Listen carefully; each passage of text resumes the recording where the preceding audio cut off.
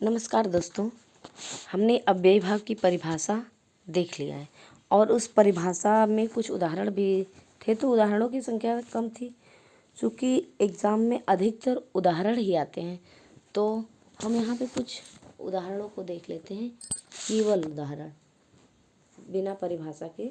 तो क्रम वाइज उदाहरण देखते हैं। जैसे पहले अव्ययी भाव है तो अव्ययी भाव का उदाहरण देखते हैं। पहला समास अव्ययी भाव है और अव्ययी भाव समास का पहला प्रथम पद पूर्व पद प्रधान होता है और वह पूर्व पद प्रधान होता है, अव्यय होता है, जिससे कि उसका नाम अव्ययी भाव समास पड़ा। और अव्यय जो होते हैं वो अधिकतर उपसर्ग भी होते हैं और अव्यय भी हो सकते हैं। तो अव्यय और उपसर्गों के प्रथम पद में होने से अव्ययी भाव समास का प्रथम पद प्रधान हुआ और यह नपुंसक लिंग एक वचन में हमेशा प्रयोग होता है। इसके उदाहरण है जैसे कि यथाशक्ति, ये अव्यय शब्द है। तो यहाँ पे शक्तिम अनतिक्रम्य, निर्विघ्नम, निर उपसर्ग लगा हुआ है, विघ्ना नाम अभाव, निर का अर्थ होता है अभाव अर्थ में प्रयोग किया जाता है। तो यह होगा निर्विघ्ना नाम अभाव। उपगंगम, उप का मतलब पास होता है, तो यहाँ उपसर्ग होने पर गंगायाः समीपम। अनुरूपम, रूपस्य योग्यम, रूप के योग्य। फिर इसके बाद है प्रत्येकम, इसमें प्रति उपसर्ग लगा हुआ है, तो यह होगा प्रत्येकम। यहाँ पे एकम प्रति इसका विच्छेद हुआ। जब एकम प्रति अर्थात जब वर्णों की पुनरावृत्ति हो, शब्दों की पुनरावृत्ति हो, तो भी वहाँ अव्ययी भाव समास होता है। दूसरे उदाहरण में भी प्रतिगृहम, प्रति उपसर्ग के साथ वर्ण जो शब्द होते हैं वह पुनरावृत्ति हो जाती है उनकी। तो यहाँ पे गृहम प्रति अर्थात घर में या प्रत्येक घर में, प्रति घर में। निर्मक्षिकम, निर अभाव अर्थ में होता है, तो यहाँ मक्षिकाणाम अभाव। उपनदम, नद्यायाः समीपम, उप का अर्थ होता है समीप अर्थ में, तो नद्यायाः समीपम। प्रत्यक्षम, अक्षरों प्रति, नेत्र के प्रति। परोक्षम, अक्षरों परम। ये हैं अव्ययी भाव समास के महत्वपूर्ण उदाहरण। अब चलते हैं हम तत्पुरुष समास के उदाहरण में। तत्पुरुष समास के जो कि दो प्रकार का होता है, एक समानाधिकरण और एक व्याधिकरण होता है। तो व्याधिकरण तत्पुरुष समास में सारी विभक्तियां आ जाती हैं और समानाधिकरण तत्पुरुष जो है वह दो प्रकार का होता है, कर्मधारय और द्विगु समास। तो पहले हम देख लेते हैं व्याधिकरण तत्पुरुष। जो कारक होते हैं इसमें, यहाँ पे द्वितीय तत्पुरुष का उदाहरण देखते हैं। द्वितीय विभक्ति यहाँ शरणम आगतः, शरणागतः, शरण में आया हुआ, शरणागतः। शरणम प्राप्तः, शरण को प्राप्त हुआ। इसका चिन्ह जो कि को है, हमें इसी चिन्ह के द्वारा इसे पहचानना है। सुखम प्राप्तः, सुख को प्राप्त हुआ अर्थात सुख प्राप्त है। इसके बाद फिर हम देखते हैं तृतीया विभक्ति का उदाहरण। ये है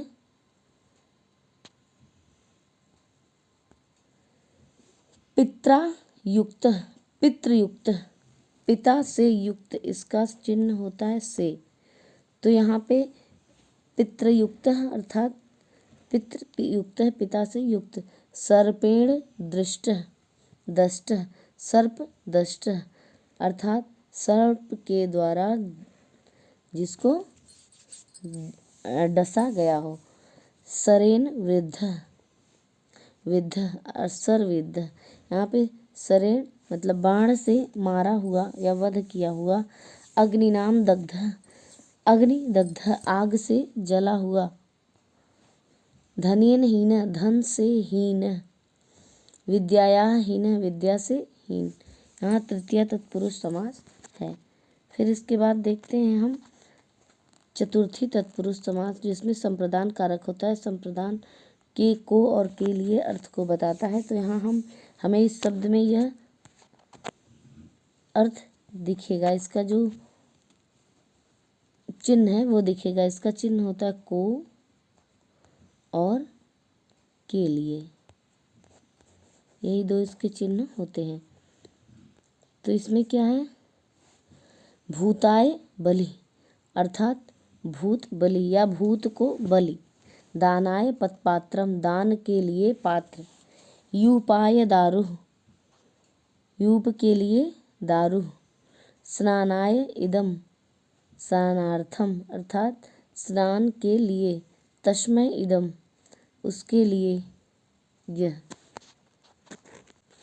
फिर हम चलते हैं पंचमी तत्पुरुष समास में। पंचमी का चिन्ह होता है से और यह अलगाव को बताता है, किसी वस्तु से किसी वस्तु का अलगाव दिखाता है। तो यहाँ पर जहाँ पे दूरी हो, अलगाव हो, तो वहाँ तत्पुरुष पंचमी तत्पुरुष होता है। और पंचमी तत्पुरुष में अपादान कारक होता है जो अलगाव को दिखाता है। जैसे चोरात भयम, चोर भयम अर्थात चोर से डरना, तो चोर से डरेगा कोई तो उससे दूर ही भागेगा। रोगात मुक्त, रोग मुक्त, रोग से मुक्त होना अर्थात रोग से दूर जाना। अश्वात पतितः, अश्व पतितः, यहाँ पे अश्व से गिरा हुआ। स्वर्गात पतितः, स्वर्ग पतितः अर्थात स्वर्ग से गिरा हुआ, यहाँ स्वर्ग से जो दूर चला गया। और सिंहात भीतः, सिंह भीतः अर्थात सिंह मतलब शेर से डरा हुआ, यहाँ डरने के बाद भी उस वस्तु से दूरी बन जाती है, तो वहाँ यहाँ डरा हुआ के लिए भी क्या होगा, पंचमी तत्पुरुष होगा। अब चलते हैं षष्ठी तत्पुरुष में। षष्ठी तत्पुरुष का चिन्ह होता है का, के, की, रा, रे, री, उसके बाद ना, ने और नी। षष्ठी तत्पुरुष में संबंध कारक होता है। वैसे तो षष्ठी तत्पुरुष को तत्पुरुष माना गया है, लेकिन संबंध कारक को कारक नहीं माना जाता है। लेकिन उसी के अनुसार हमें इसके ही नियमों का अनुपालन करना होगा। तो चलिए देखते हैं। राज्ञः पुरुषः, राजपुरुष राजा का पुरुष। देवानाम पति, देवताओं का पति, देवपति। नराणाम पति, नरपति, मनुष्यों का पति, मनुष्यों का स्वामी। देवस्य पूजा, देव पूजा, देवताओं की पूजा, देवता की पूजा। सुखस्य भोगः, सुख भोगः, सुख का भोग। युद्धे निपुणः, ये तो तत्पुरुष है सप्तमी। ये हो गए आपके षष्ठी तत्पुरुष के उदाहरण। षष्ठी तत्पुरुष का उदाहरण के बाद हम सप्तमी तत्पुरुष का उदाहरण देखें। सप्तमी का चिन्ह होता है में और पर। सप्तमी तत्पुरुष में अधिकरण कारक होता है। अधिकरण कारक का चिन्ह में पर होता है और यह इसी चिन्ह के द्वारा हम इसको पहचानते हैं। जैसे युद्धे निपुण, युद्ध में निपुण, तो युद्ध निपुण हो गया। कार्य कुशलः, कार्य कुशलः, कार्यम कुशलः, कार्य कुशलः, यहाँ पे कार्य में कुशल, कार्य में प्रवीण। शास्त्रे प्रवीण, शास्त्र में प्रवीण, शास्त्र प्रवीण। जले मग्न, जल में मग्न, जलमग्न। सभायाम पंडितः, सभा पंडितः, सभा में पंडित, जो सभा पूरी सभा में विद्वान हो उसे हम सभा पंडित कहते हैं। तत्पुरुष समास के अलावा मैंने एक और समास आपको बताया था, नए तत्पुरुष समास। ये नए तत्पुरुष समास जो होता है, ऐसे शब्द होते हैं जिसका अर्थ नहीं होता है। नहीं मतलब जैसे न सुखम, असुखम मतलब सुख न हो, जहाँ सुख न हो। न आदि अनादि, न सत्यम असत्यम। ऐसे और भी उदाहरण है, जैसे न ब्राह्मण, जो ब्राह्मण नहीं है उसे हम क्या कहेंगे, उसे हम कहेंगे अब्राह्मण, अब्राह्मण। तो यह भी क्या है, नए तत्पुरुष का उदाहरण है। इसके बाद है कर्मधारय समास, जो कि तत्पुरुष समास का ही एक दूसरा भेद है। कर्मधारय समास यह 3 प्रकार का होता है। एक तो विशेषण विशेष से प्रधान होता है, एक उपमान उपमेय प्रधान होता है, और एक होता है जिसके दोनों पद ही विशेषण होते हैं, पूर्व पद और उत्तर पद दोनों। तो इसमें क्या है, चलिए देखते हैं। कर्मधारय का विशेषण और विशेष का उदाहरण, नीलम उत्पलम, नीलोत्पलम। नीला है जो कमल, तो यहाँ पे क्या है, कमल के नीले होने की विशेषता बताई जा रही। विशाल वृक्ष, विशाल वृक्ष, वृक्ष बड़ा है। मधुरम फलम, मीठा फल, फल मीठा है। ज्येष्ठ पुत्र, पुत्र ज्येष्ठ है। कुत्सित राजा, कुराजा। सुंदर पुरुष, सुपुरुष। यहाँ पर सभी पदों में विशेषण और विशेष का भाव है, क्योंकि एक पद दूसरे पद की विशेषता बता रहा है, जो कि संज्ञा और सर्वनाम है। संज्ञा पदों की विशेषता बता रहा है। इसके बाद फिर हम देखते हैं कर्मधारय का जो दूसरा भेद है, उपमान उपमेय, और तीसरा भेद है उभयपद विशेषण। तो देखते हैं क्या है, घन इव श्याम, घन श्याम, घन अर्थात बादल की तरह, श्याम जो श्याम वर्ण का हो, अर्थात वह घन श्याम। तो यहाँ पर घन श्याम अर्थात श्री कृष्ण की बादल से तुलना की गई है। उपमा, तो यहाँ पर क्या है, उपमान उपमेय का भाव है। कमलम इव मुखम, कमल के समान मुख, यहाँ मुख को कमल के समान बताया गया है, तो उपमान उपमेय का भाव है। चंद्र इव मुखम, चंद्रमुखम अर्थात चंद्रमा के समान मुख। नरह इव, नरह सिंह इव, नरसिंह अर्थात शेर के समान मनुष्य, शेर के समान शक्तिशाली होने से मतलब है। इसके बाद है उभय पद विशेषण, जिसमें दोनों पद विशेषण होते हैं, ऐसे शब्द हैं। तो शीतम च उष्णम च, शीतोष्णम, शीत और गर्म। रक्तश्च पीतः, लाल और पीला, दोनों केवल विशेषण है। आदौ सुप्तः पश्चात उत्थितः, सुप्तोत्थितः, पहले सो जाओ आदि में, अंत में, आदि में उसके बाद उत्थितः मतलब उठो।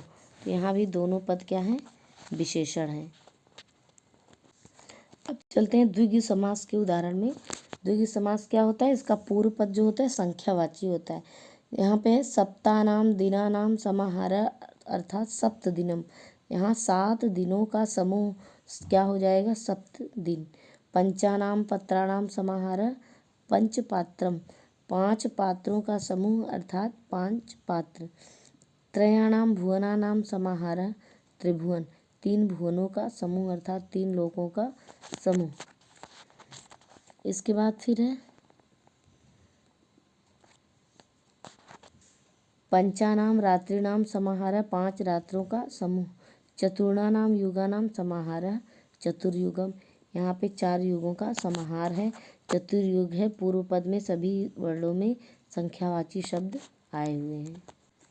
कभी कभी ये जो द्विगु समास होते हैं यह संख्या वाची होते हैं, संख्यावाची होने के साथ साथ स्त्रीलिंग का द्योत करवाते हैं। तो ऐसे उदाहरण हैं, जैसे त्रयाणाम लोकानाम समाहार अर्थात त्रिलोकी।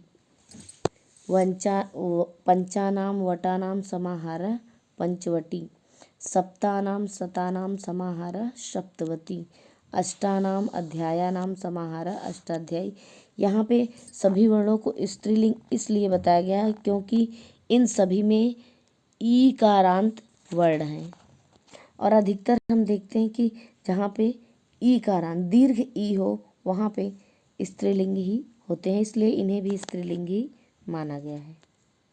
इसके बाद फिर द्वंद्व समास का उदाहरण देखते हैं। द्वंद्व समास जिसके दोनों पूर्व पद और उत्तर पद दोनों क्या होते हैं, प्रधान होते हैं। तो यहाँ पे पार्वती परमेश्वरश्च, पार्वती परमेश्वरों, क्योंकि पार्वती और परमेश्वर दो होने पर यहाँ द्विवचन का बोध करा रहे हैं। ये रामश्च कृष्णश्च राम कृष्णो, धर्मश्च अर्थश्च कामश्च मोक्षश्च, धर्मार्थ काम मोक्षः।